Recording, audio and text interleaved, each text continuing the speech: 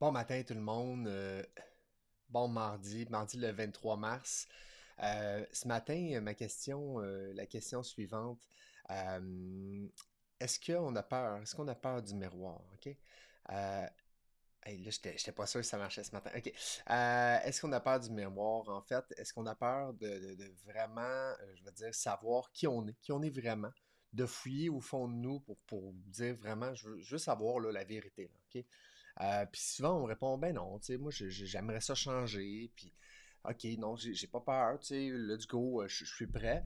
Et là, c'est là que quand on arrive à cette étape-là, le subconscient, je vais dire, prend le dessus. OK? Le subconscient est un peu subtil dans ces situations-là. Lui, il veut pas. OK? Lui, il veut pas qu'on change. Il veut pas. Tu sais, là, ils disent un corps en mouvement veut rester en mouvement.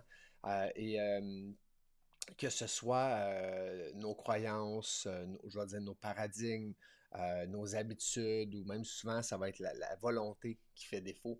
Puis ça vient directement de notre subconscient. Fait que là, je dis aux gens, écoute, 95% là, de ce qu'on fait, c'est notre subconscient. Tu sais, c'est les mêmes idées.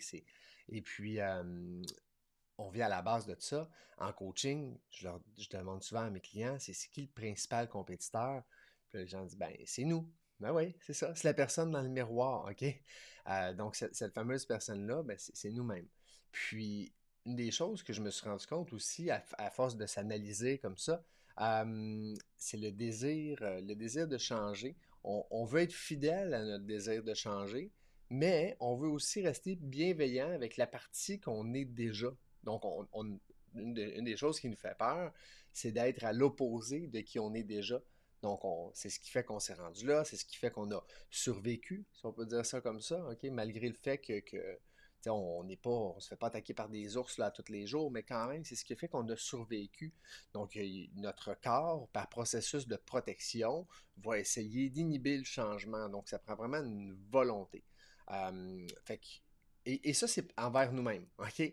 Mais aussi, on a aussi la peur du jugement, la peur des autres, la peur de nous, la peur de devenir une autre personne, la peur de déstabiliser notre entourage. Bref, il y a plein de choses qui s'accumulent dans ça. Puis, c'est normal. En fait, dans le processus de changement, une des choses que tu sais, c'est le rôle, c'est mon rôle, moi, en tant que coach, OK? C'est ça que je fais. Donc, j'aide les gens, puis on vient pas une autre personne, OK? On s'autorise à devenir la personne qu'on est vraiment. La personne qui a de la compassion, qui a du courage, qui a une volonté, qui veut devenir meilleure, qui aspire à plus. Cette personne-là existe déjà, en fait. OK? Fait que c'est juste de la débroussailler pour remettre cette personne-là en avant. Euh, donc, on ne vient pas à l'opposé de qui on vient. On devient conscient. Conscient de nos points forts, conscient de nos points plus vulnérables. On est en mesure de se regarder dans le miroir, mais pas au sens littéral. Puis de minimiser aussi certains points de personnalité qui nous bloquent. OK? Ou encore, je vais dire, qui nous poussent, comme un de mes amis dit, au scénario de perdant. Ou encore même, je vais dire, à l'auto-sabotage. OK? Hey, pourquoi qu'on s'auto-sabote? Là, il y a plein de choses derrière ça. Ça va être un autre sujet, OK? Puis ces barrières-là, de les déconstruire, va nous amener à, bon, être plus positif, à avoir plus de succès. Je vais dire, regarde, on va se dire les vraies choses, à être plus heureux. Et bon, pour changer une habitude, ben, il faut changer des comportements. Pour changer des comportements, ben, il faut changer une partie de notre identité. OK? Puis, pour changer une partie de notre identité, ben, il faut avoir une volonté de changement.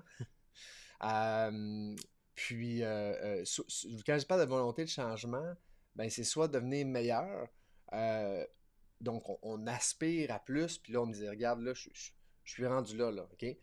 Fait que c'est le levier, OK, que ça prend pour aller là. Ou encore, c'est qu'on n'est plus capable. On n'est plus capable de vivre avec un trait de caractère ou un trait de personnalité qui fait en sorte que soit plusieurs mois ou encore la majorité du temps, plusieurs années, qui nous a nuit. Donc ça, là, c'était le sujet que je voulais aborder ce matin.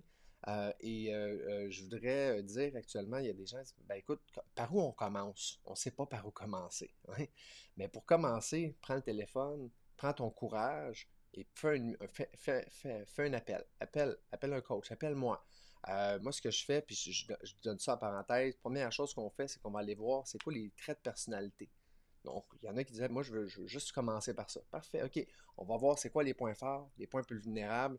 C'est comme je dis souvent, une tape dans le dos et une claque d'en face. OK? Parce qu'on va apprendre vraiment qui on est.